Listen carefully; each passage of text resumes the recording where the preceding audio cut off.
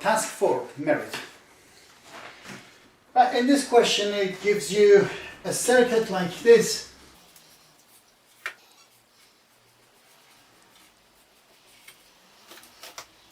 With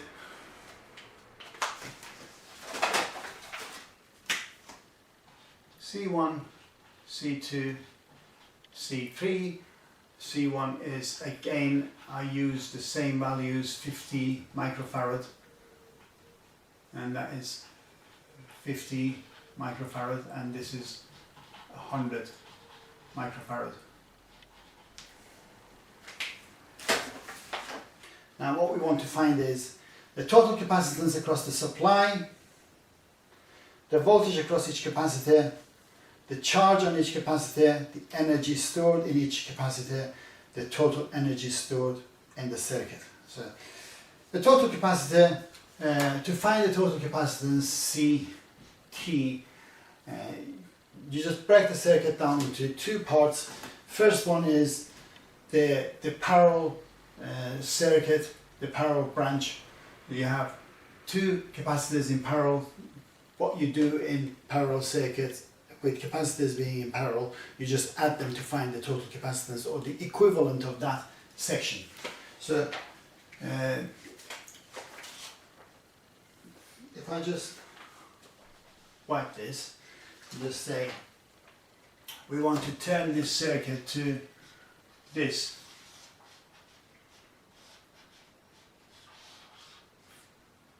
The first step, and C3 stays as it is, 100 microfarad, but this one we named this C, we could say CP as in the parallel branch, or you could just say CT1, CT1, and CT1 is the equivalent of these two. CT1 is C1 plus C2, and that is 50 plus 50, that is 100. Remember, they are micro, so microfarads, so that's 100 microfarads. So that's good. Now we have two equal capacitors in series. Then total capacitance in series is 1 over the reciprocal value of individual capacitors, 1 over 100 plus 1 over 100. Again, I don't bother with converting it to base units as in farad, because they're all in microfarad. I just remember in the end I put micro in front of it. And that will be 50 microfarad. So that's part A. Part B says find the charge, the voltage across each capacitor. For part B, we need to find the voltage across each capacitor. Now, voltage across here, voltage across C1 and C2 are equal because it's a parallel branch. So you have V1 here, if we name that V1, and then V2. So you don't have 3 voltages to find, you only have 2 voltages to find. And we know that voltage supply is 24 volts anyway. And the same here, 24 volts. So now we're basically trying to find this voltage V1 and this voltage V2. To find that, we need to find what is common in a series circuit like that. What is common in a capacitive series circuit is charge. So it's best to find the total charge first, which is CT times V supply, and that is 50 times 24. Remember, this is micro, so whatever your answer is, you get micro coulombs here, and that will be right. I made a mistake here. The voltage is 20 volts. 20 volts in the circuit, so if you put 20 volts here, that's 1000 micro coulombs. QT CT times Vs, that's 1000 microcoulombs, and to find the voltage across each voltage across this and across that, this part is constant, so you don't have V1, V2, it's the same voltage. So the same as here, because you have an equivalent capacitor here, it's just named V1 and V2 rather than V3.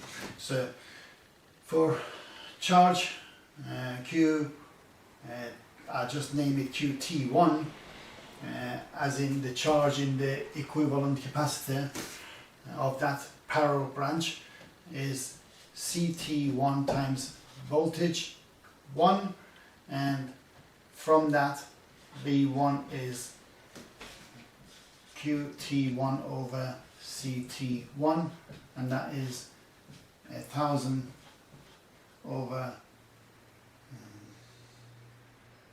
100. That'll be 10 micro volts.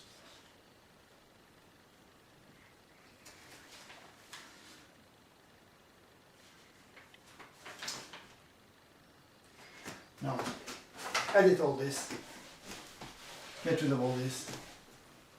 Now, we found the QT total charge. Just have to remember QT equals, because in series we said charge is constant, so QT1 equals Q3 equals 1000 microcoulombs. And say QT1 for the equivalent capacitor of the parallel branch, 100 microfarad, is equal to the charge of the other one, Q3. And so from that, QT1 is CT1 times V1, and Q3 is C3 times V2. From this you can get V1 equals QT1 over CT1, and V3 is Q3 over C3.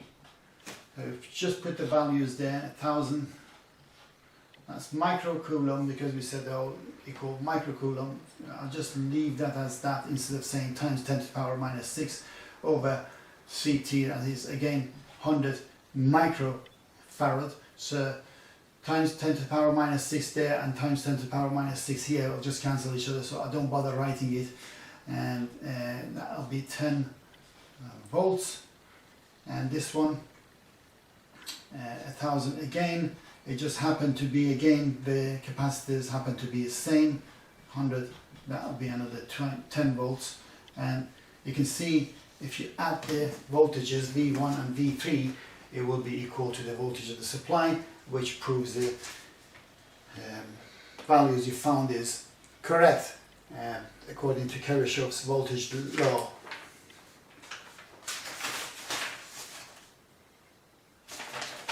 Then we need to find also charge on each capacitor. We've already found the charge on Q3. We know Q3 is 1000 microfarad because it's in series with us, but we don't know the charge on C1 and C2 individually. We know the charge on the equivalent capacitor, but we don't know the individuals. So if I just go and wipe this,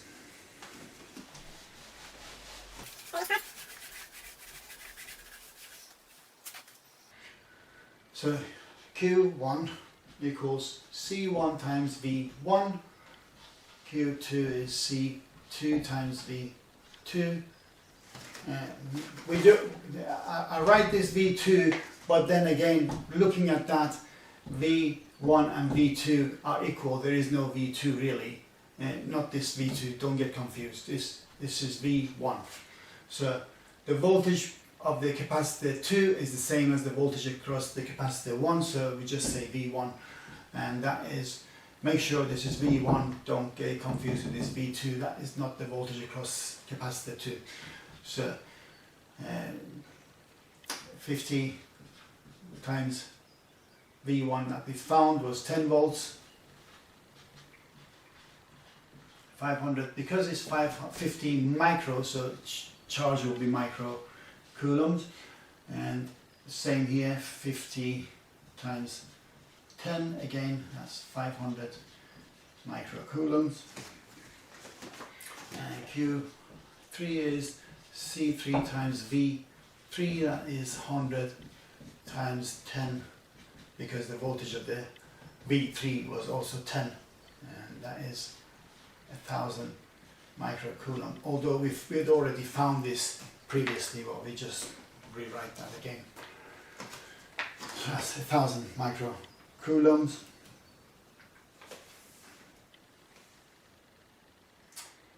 And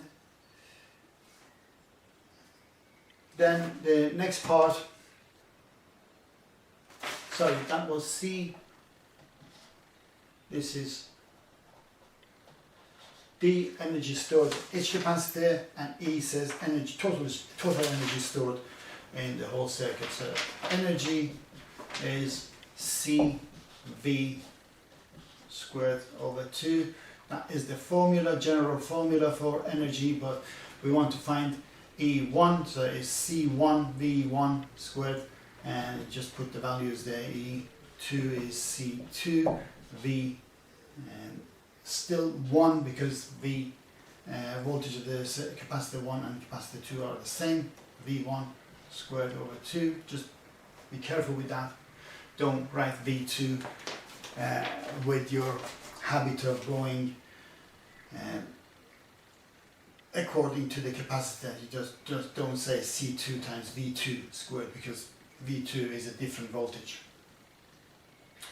And E3 is C3 times V2 now squared over 2.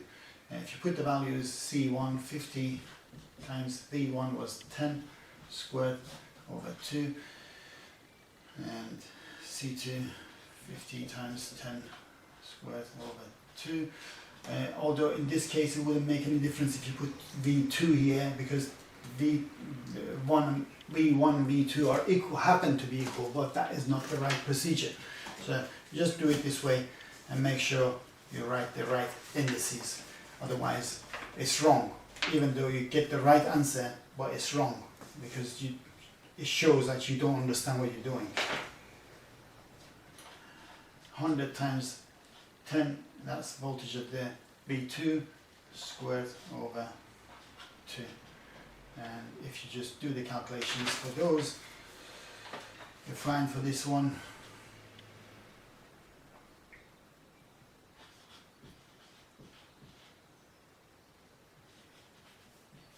(2500 microjoules).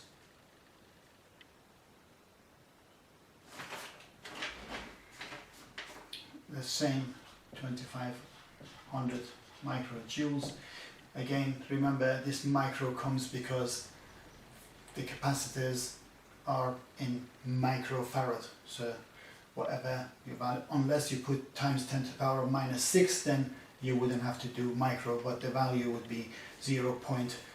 A few zeros and 25 microjoules. And for that one also it happens to be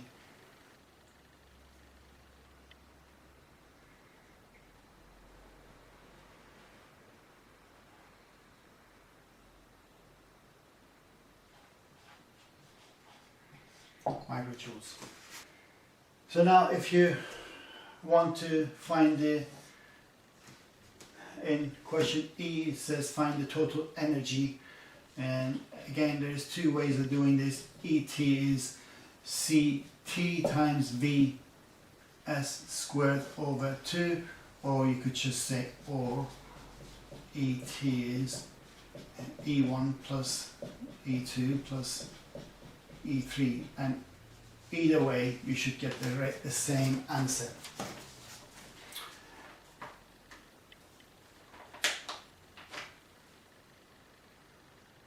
So if you just do it that way, ET is 50 was the total capacitance, 50 microfarad, remember, and voltage is 20 squared over 2.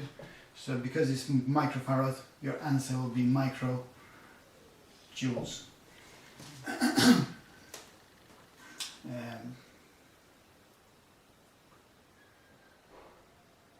So you just do that. It will be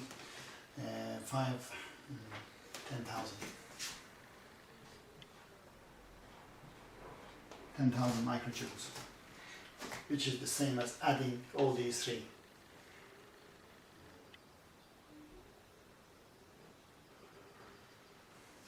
And that's all you have to do. See you later.